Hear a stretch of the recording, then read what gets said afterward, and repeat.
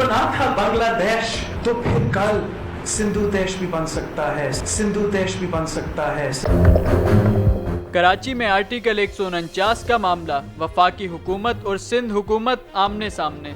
तब्दीली सरकार कराची को बराह रास्त कंट्रोल करने की तैयारियों में मसरूफ। जबकि कल भी भुट्टो जिंदा था और आज भी भुट्टो जिंदा है का नारा लगाकर 11 साल मुसलसल सिंध में हुकूमत करने के बाद भी पाकिस्तान पीपल्स पार्टी के लीडरान को कराची की हालत पर तरस न आया। गुज़िश्ता रोज वफाकी वजीर कानून बैरिस्टर फरूख नसीम के कराची में आर्टिकल 149 के निफाज के ऐलान के बाद 11 साल से सिंध में ज़ेरे इक़्तिदार पाकिस्तान पीपल्स पार्टी के हलकों में कोहराम मच गया। चेयरमैन पीपल्स पार्टी बिलावल भुट्टो जरदारी ने इस बयान पर रद्द अमल में वफाकी हुकूमत को दो टोक अल्फाज में धमकी देते हुए यहाँ तक कह दिया कि कल बांग्लादेश बना था, आज सिंधु देश भी बन सकता है। अगर सिंध के मामले में मदाखलत की तो हुकूमत को घर जाना होगा। कल बना था बांग्लादेश, तो फिर कल सिंधु देश भी बन सकता है, सिंधु देश भी बन सकता है, सराइकी देश भी बन सकता है, पख्तूनों का देश बन सकता है। होश की नाखुन लो।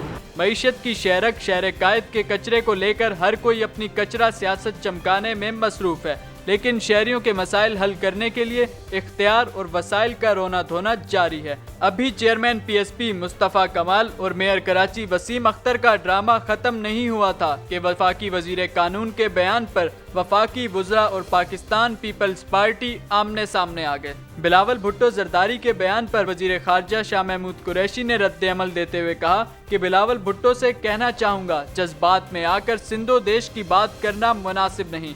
सिंधु देश और पख्तूनिस्तान की बात करने वाले पिट जाएंगे। उन्हें चाहिए कि अपने सूबों का हाल देखें और अपनी कारकर्दगी पर गौर करें। बिलावल के इस बयान के बाद सियासी पंडितों का कहना है कि बिलावल इस तरह के बयानात से अपना सियासी करियर आगाज से ही इख्तिताम की तरफ ले जा रहे हैं। बानी मुत्तहदा का सियासी करियर भी ऐसे ही बयानात की नज़र हुआ था, क्योंकि ये मुल्क है तो सब जमातों की सियासत भी है और तारीख गवाह है कि पाकिस्तानी अवाम ने मुल्क मुखालिफ बयानात देने वालों की सियासत को हमेशा दफन किया है।